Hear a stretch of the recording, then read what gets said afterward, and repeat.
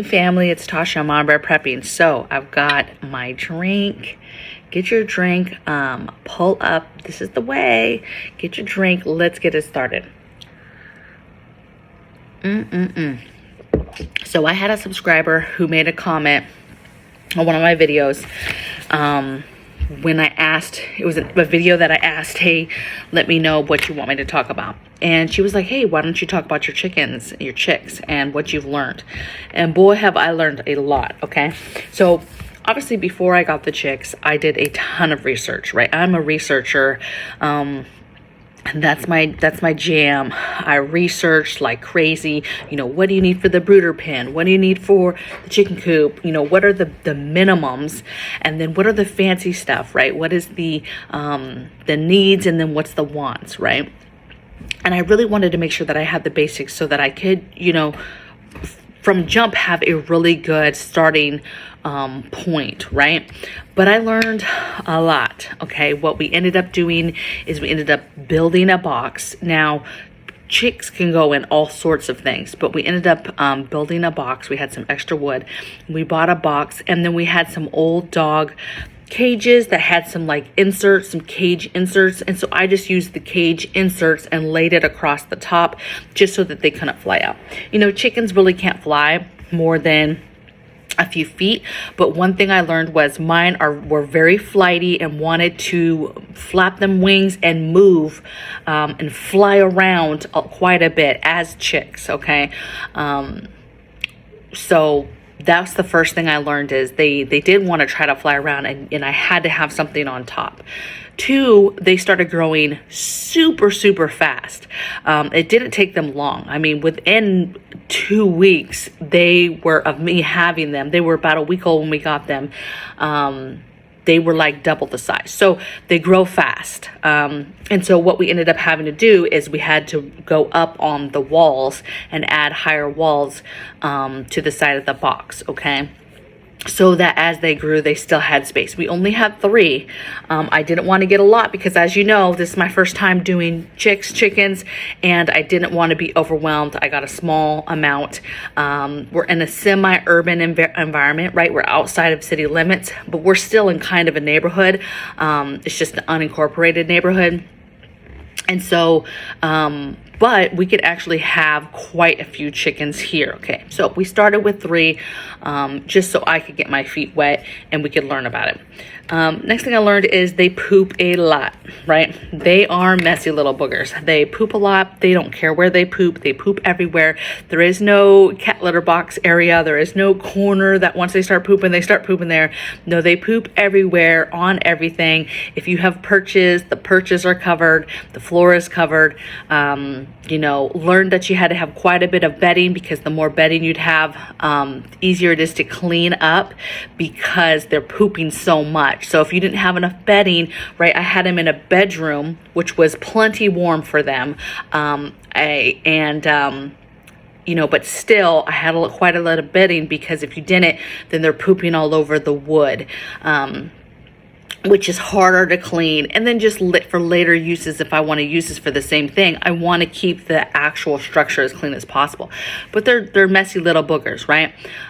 They're losing feathers, you know, pretty much right, maybe a week or so with week or 2 with no feather type activity.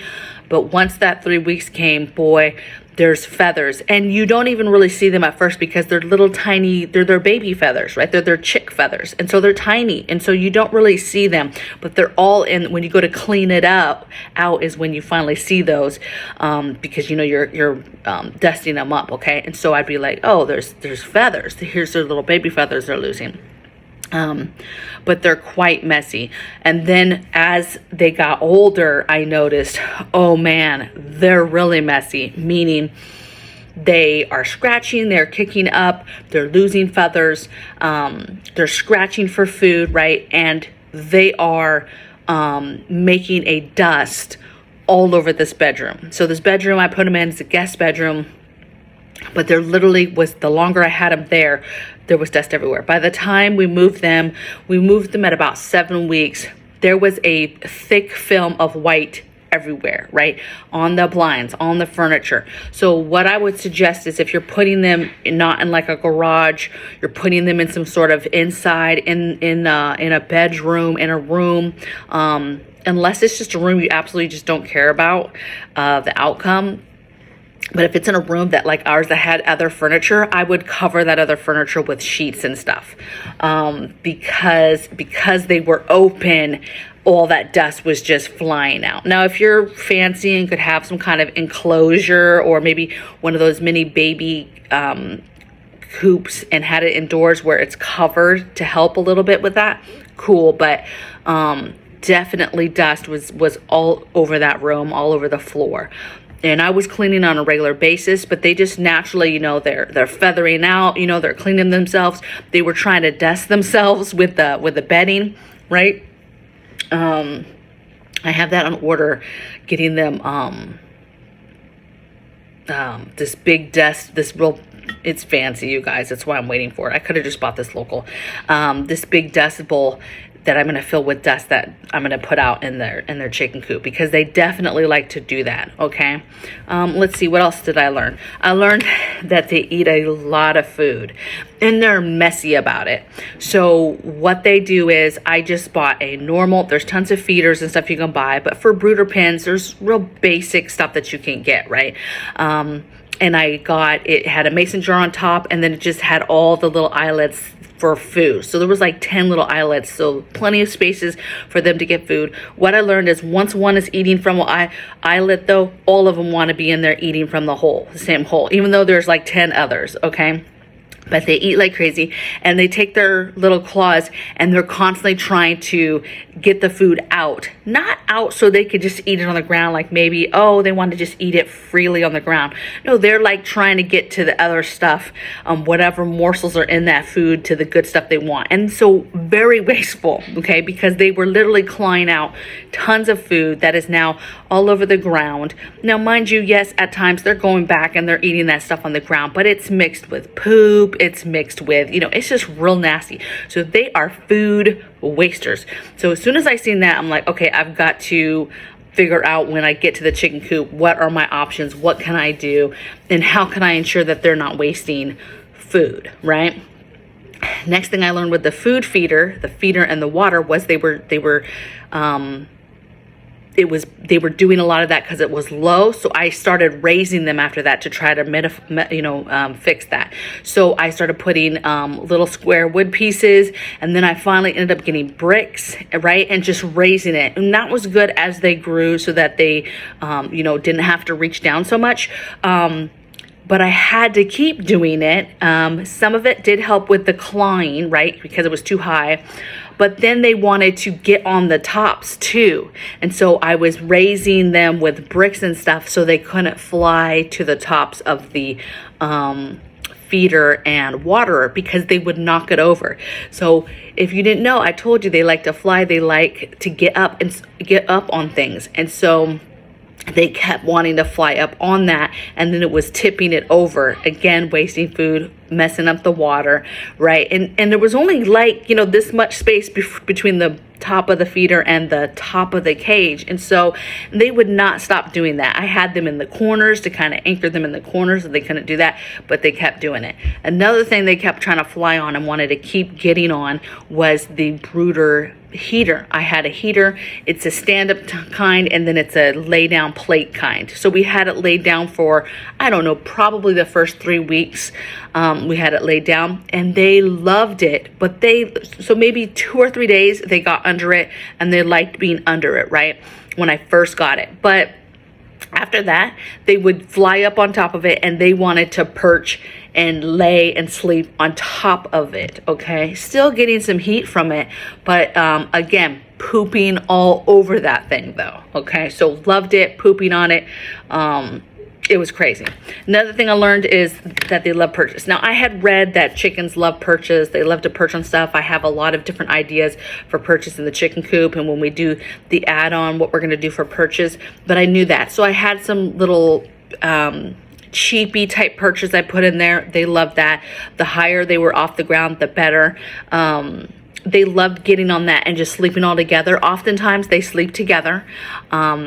even when it wasn't a heat thing, it didn't matter where they were at in the cage, they slept together. I would see them peck at each other, but they always came together and they always were sleeping together, getting up underneath each other. So they're very, very, I learned that my chicks really liked each other, right? They were really sleeping with each other, liked to hang out with each other, all that good stuff. I learned that they were needy or vocal. So they say a quiet chick is a happy chick, and when they're vocal, it's because something's wrong or they want something or whatever. Well, I learned it because they wanted me. That's what I learned.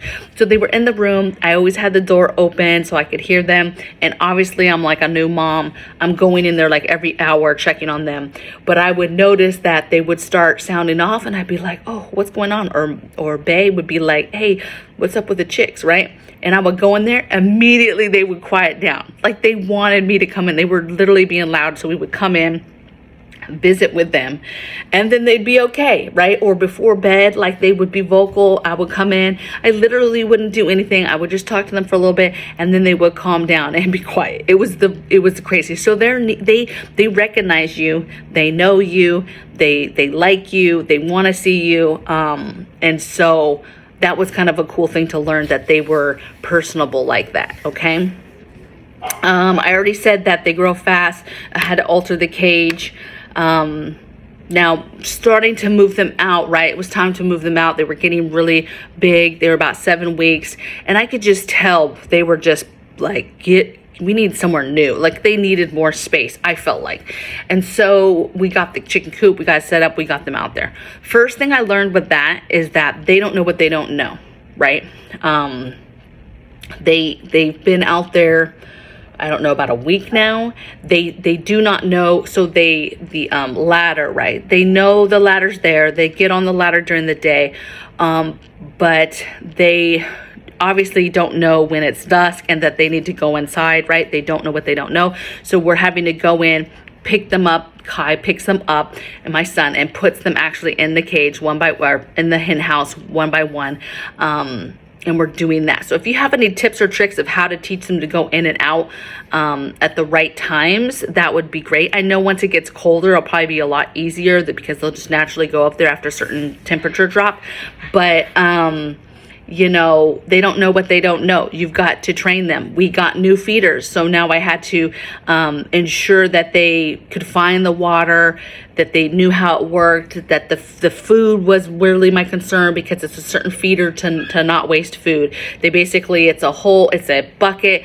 It has an attachment, and they have to stick their head inside and down to get food. And so I was concerned at first that they wouldn't be able to figure that out. The good thing I learned about chicks is if one does it, they all do it. So if you can get one to be like, hey, come to you, be like, hey, here's the water, boom. Oh, hey, here's the food, boom, right?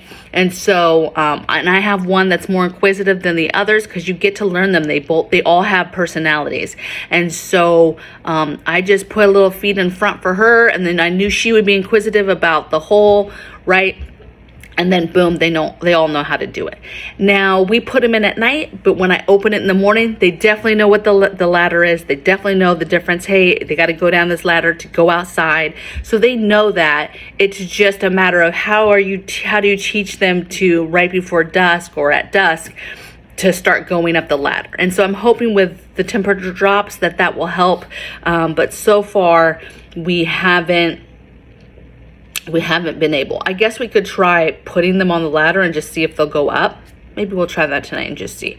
I feel like they're just gonna fly off though, because they're skittish. They are a skittish bird. It's weird because they're skittish, but they're very, very personable too. Like they will come towards you. They want to be with you, right? They're scared, but they want to be with you. It's hard to explain. You know, we're all still trying to get to know each other. What else? This made me think of other things, you know. One, if you didn't know, chickens don't lay eggs right away, right? That's a lot of people are like, oh, if I get, well, obviously if you buy egg laying already chickens, layers, then obviously, yes, you would possibly have eggs right away. But when you buy chicks like this, you know, they're indoors 7 to 8 weeks. Then you put them out in that coop, and then they go through a growing phase, and then they're not going to lay eggs. So depending on what species you got will depend on the time frame that they'll, to the age they need to be before they're laying eggs, around 20 weeks.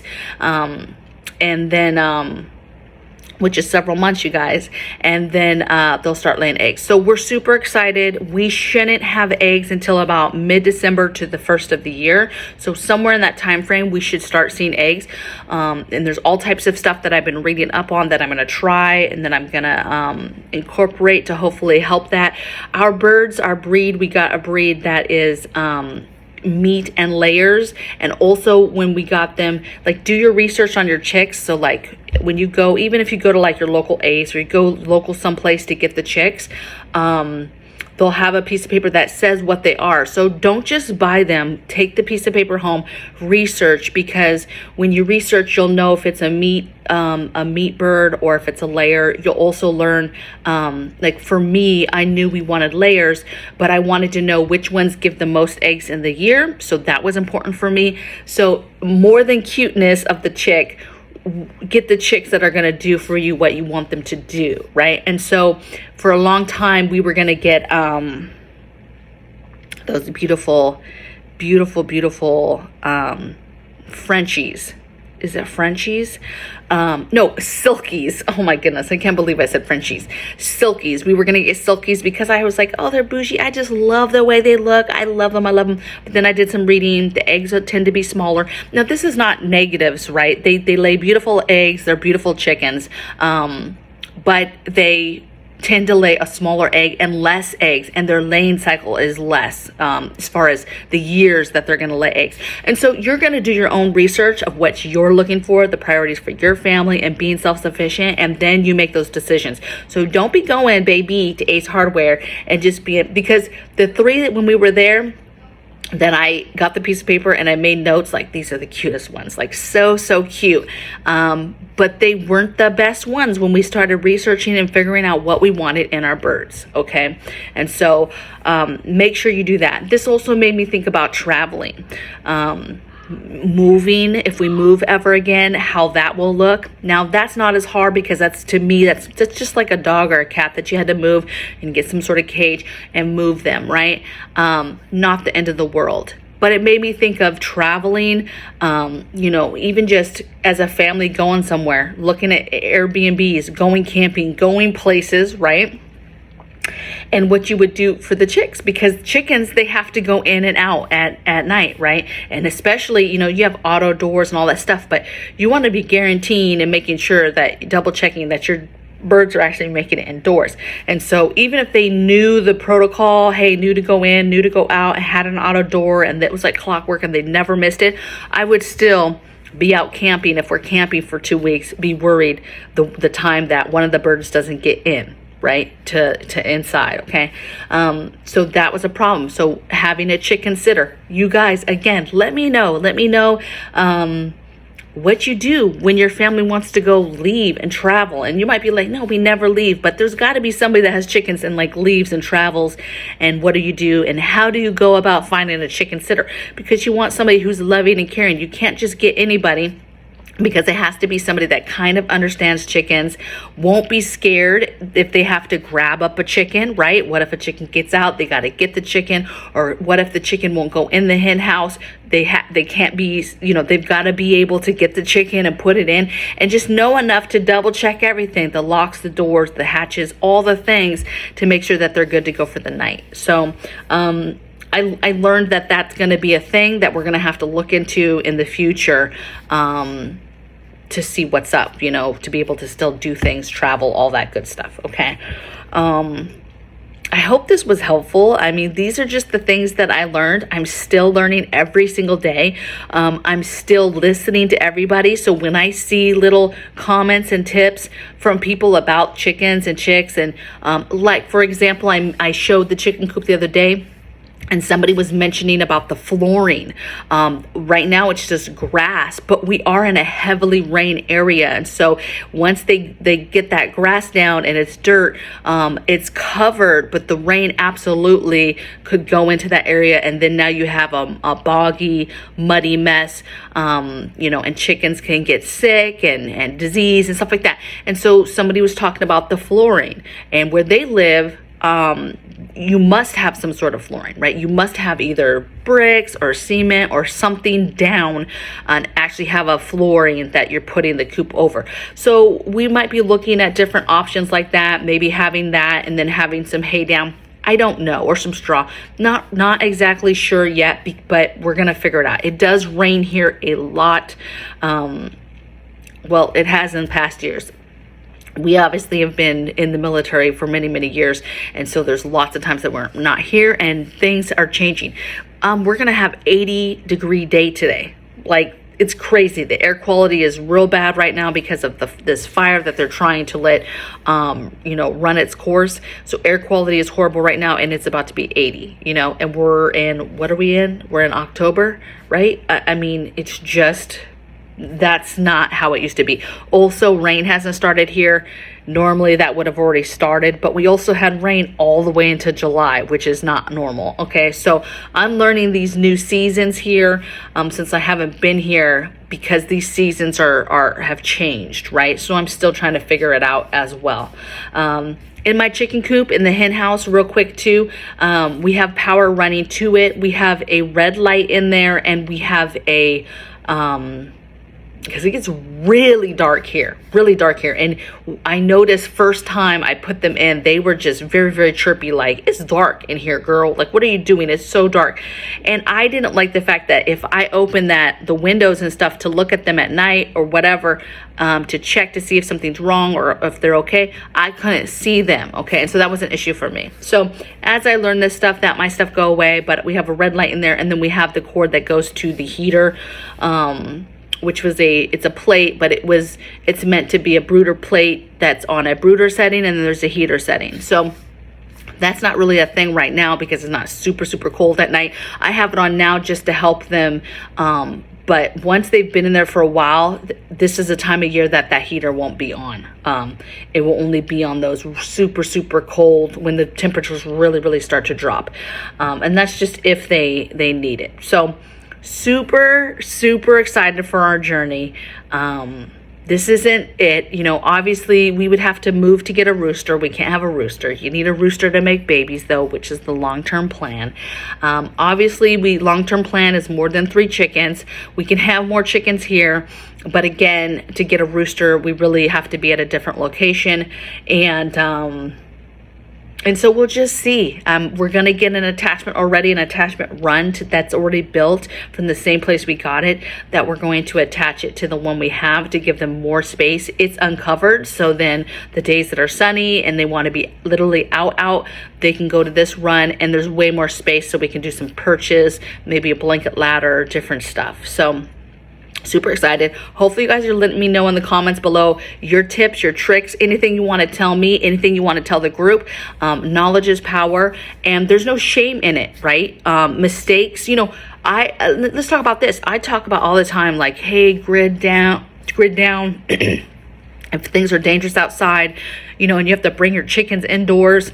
Well, chickens are messy. So now I have to think, okay, how do you bring them indoors? Does that mean just bring them into the garage and then we would walk to the garage? So for us, if it's just a marauder thing or whatever, maybe keeping them in the garage, or having a much smaller covered type enclosure somewhere in here that they would be in, so that it's not as messy. Okay, and maybe they were messier because they were shedding their little feathers and stuff, and just the material that I had in there really kicked up a lot of dust, right? So more research to be done, stuff to definitely think about.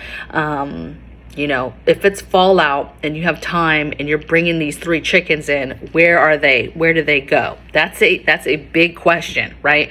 That has to be answered. So, anyway, I hope you guys learn from me. I can't wait to learn from you. I'm very excited to read all the comments today, and I'll see you guys on Monday on the next video. Take care. Bye.